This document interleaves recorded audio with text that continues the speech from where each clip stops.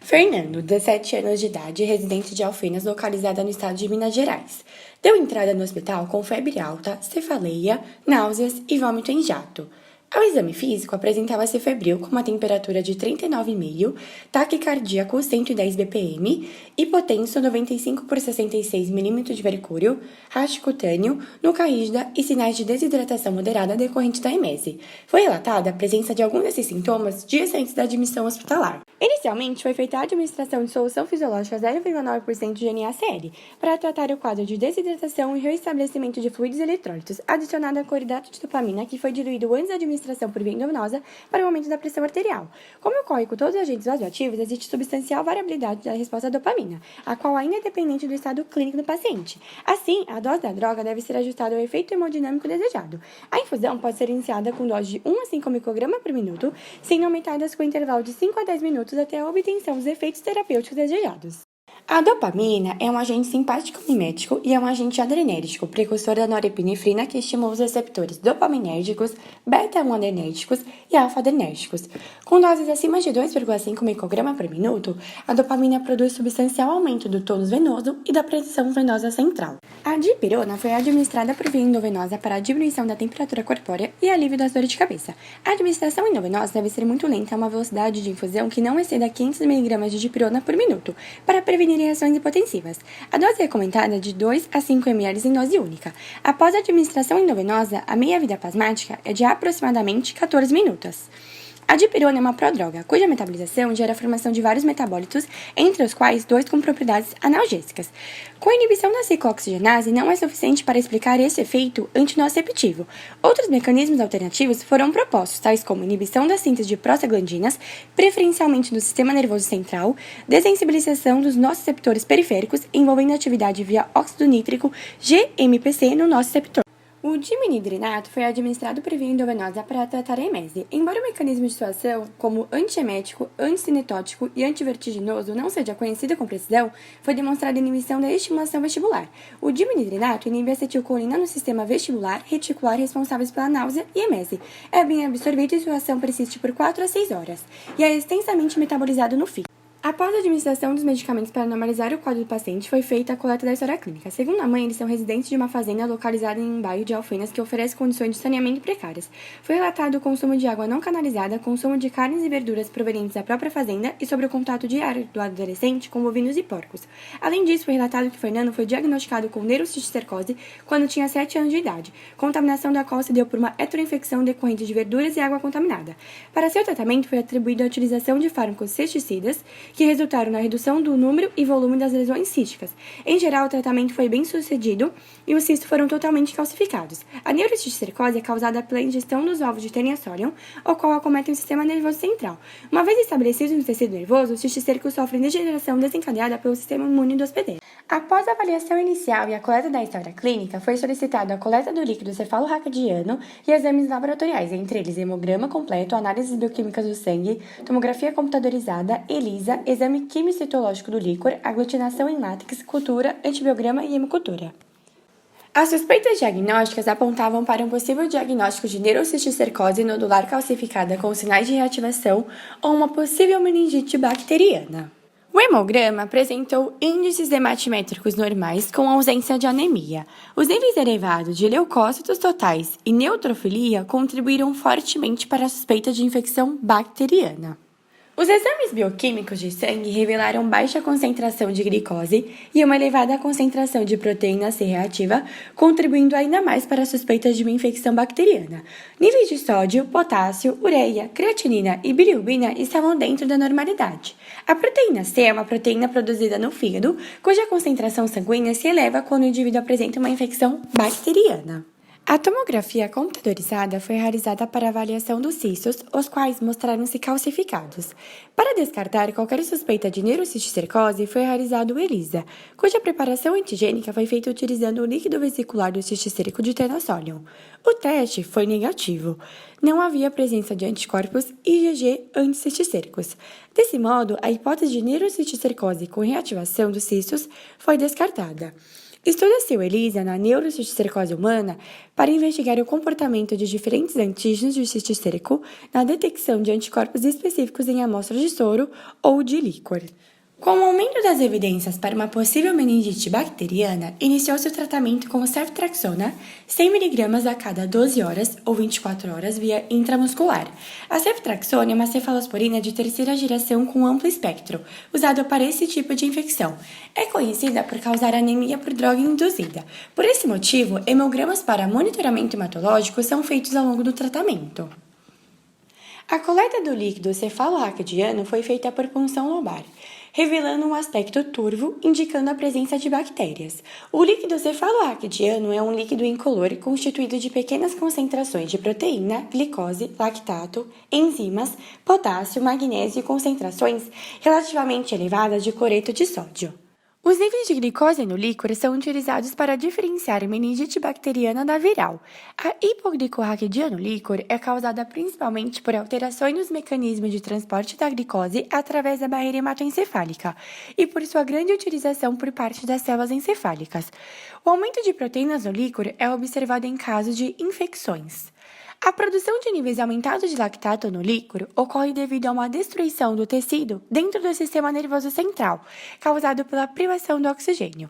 Por isso, a elevação do lactato no líquor não se limita à meningite e pode ser resultante de qualquer quadro clínico que reduza o fluxo de oxigênio para os tecidos, apesar de ser utilizada principalmente no diagnóstico diferencial entre as meningites bacterianas das virais.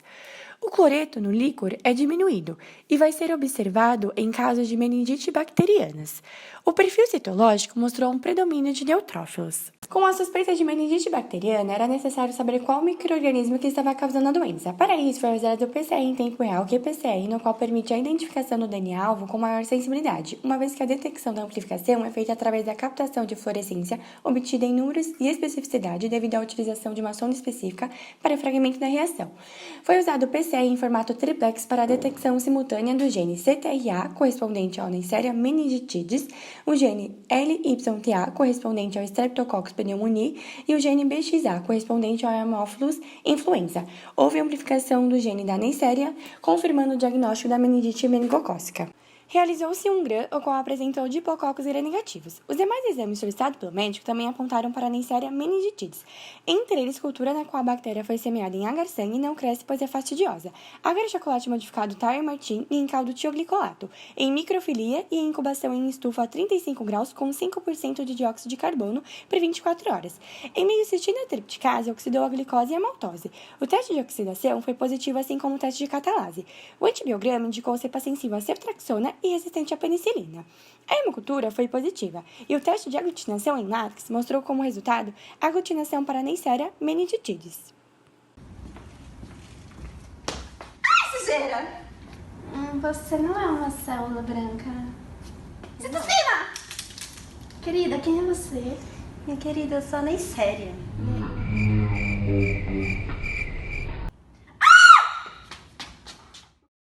A meningite meningocócica é causada pela bactéria Neisseria meningitidis e pode ser transmitida de pessoa a pessoa por contato direto ou gotículas aspergidas. É um diplococco aeróbio no qual pode ser encapsulado ou não, sendo sua cápsula de extrema importância para sua virulência. As diferenças antigênicas entre as cápsulas são a base para a classificação dessas bactérias em diferentes sorotipos. Os fatores de virulência estão associados à presença do pili, que se estende além da cápsula e iniciam a ligação às células epiteliais. São importantes para a passagem através da camada mucoepitelial e o movimento sobre superfícies epiteliais. Na membrana externa estão as porinas, que representam um grupo de proteínas integrais de membrana, as quais formam poros ou canais para permitir a passagem de nutrientes para o interior da célula e a saída de produtos residuais. A Neisseria possui dois genes de porina, por A e por B, sendo que a expressão de alguns antígenos por B confere resistência à ação do complemento. As marcas de adesão ou POPC estão correlacionadas com a invasão às células epiteliais e endoteliais. Na parede celular está o lipooligosacarídeo, que consiste em três partes: o lipídio A, responsável pela toxicidade da endotoxina meningocócica, um oligosacarídeo central e resíduos de epitose. A Neisseria tem proteases que clivam a EGA presente na mucosa e colonizam a nasofaringe e se aderem às células da mucosa, centenarizando no fagostoma através da porina B, que afeta a sua maturação e impede a destruição bacteriana. migrando para o epitélio e posteriormente para a corrente sanguínea, podendo atingir as meninges. O LPS liberado durante o processo de multiplicação leva à produção de citocinas pró-inflamatórias, entre elas TNF-alfa e L1 e L6, que vão gerar um estado febril alto devido à liberação de L1 pelos macrófagos, que agem no centro hipotalâmico regulador da temperatura e, consequentemente, causando também calafrios e petequias.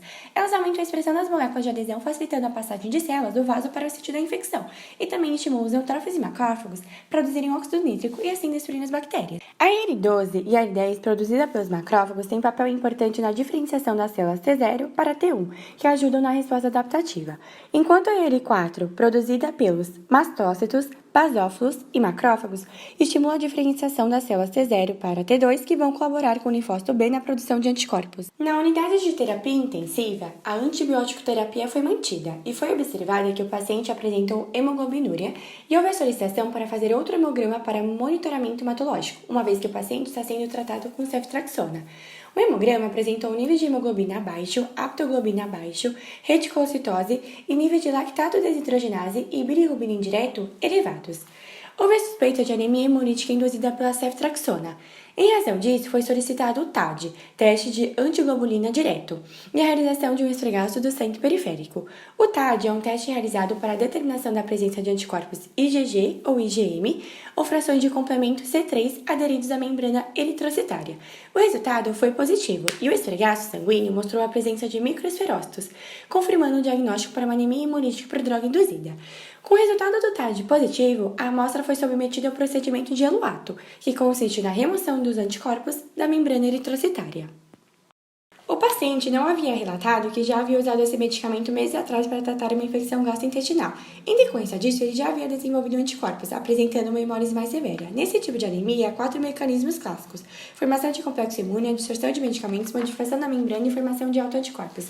No caso da ceftriaxona, é classificada como droga dependente, causando hemólise intravascular, induzindo anticorpos dependentes de drogas ativadoras do complemento, principalmente do tipo IgM, resultando em uma anemia hemolítica imune do tipo complexo imunológico. A hemólise intravascular provoca a destruição dos eritrócitos no interior dos vasos sanguíneos, havendo a liberação da hemoglobina no plasma, que provoca hemoglobinemia e posterior presença de hemoglobinúria. Quando a hemoglobina é liberada no sangue, ela se une à aptoglobina, formando um complexo hemoglobina-aptoglobina que é rapidamente removido. Esse complexo não é eliminado pelos rins por ser excessivamente grande, o que acarreta a falta de aptoglobina para se conjugar à quantidade de hemoglobina presente no sangue. Assim, essa hemoglobina livre é filtrada e é absorvida nos tubos proximais, onde é catabolizada em bilirrubina indireta e enviada para o fígado, onde é excretada pela bile. Caso a quantidade de hemoglobina livre no plasma supere esses dois mecanismos, ela acaba sendo eliminada da urina, acarretando hemoglobinúria. A hemólise intravascular no paciente não cessou, levando uma hemoglobinúria intensa e resultando em uma lesão do parênquima renal e consequente insuficiência renal. Oi, querida! Não. Sim. Ah, sério? Sim. Ah, pelo amor de Deus. É o meu dever. Agora você só quer ser chata, né? Vamos lá, querida. Até isso? Até isso. Ah, para! Não precisa formar no complexo, né? Amor, precisa sim. Vamos que eu tenho um trabalho a fazer. Não!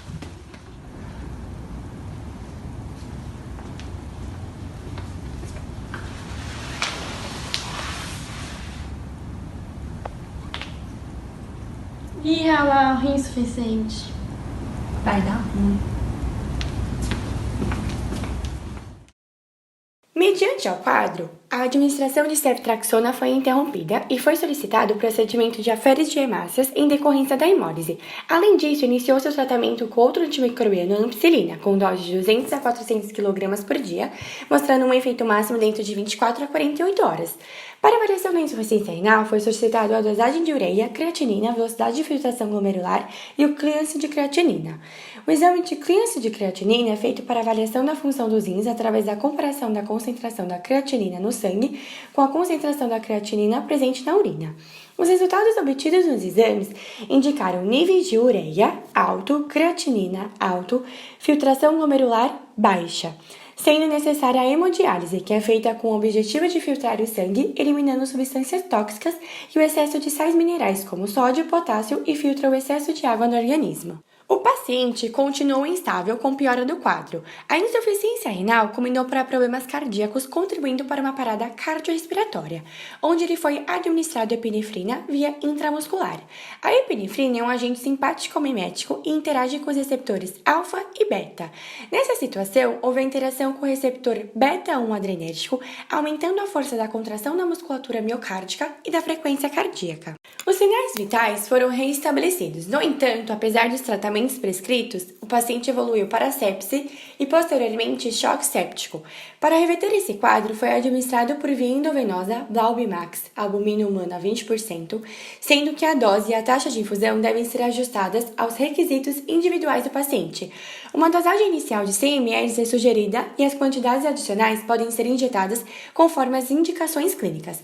A albumina humana é destinada para o tratamento dos casos em que se necessite corrigir o volume de sangue e a quantidade de líquido nos tecidos. A albumina contribui para a regulação da pressão osmótica coloidal e propriedades antioxidantes. Entretanto, o paciente não apresentou melhora no quadro e horas depois veio a óbito com falência múltipla de órgãos. A presença de endotoxina meningocócica no sangue gera uma resposta pró-inflamatória aguda grave. Citocinas estimulam a liberação de fatores teciduais, levando à formação de trombina e coágulos de fibrina. Esses coágulos obstruem os vasos capilares e levam a um decréscimo no suprimento de sangue. Essa condição é conhecida como coagulação intravascular disseminada. Como consequência, a diminuição do tônus muscular e do débito cardíaco, o qual resulta em hipotensão e má perfusão tecidual, e finalmente morte celular.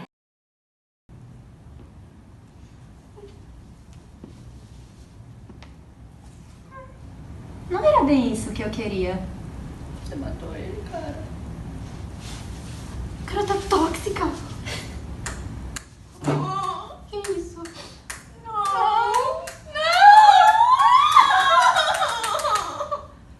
Droga!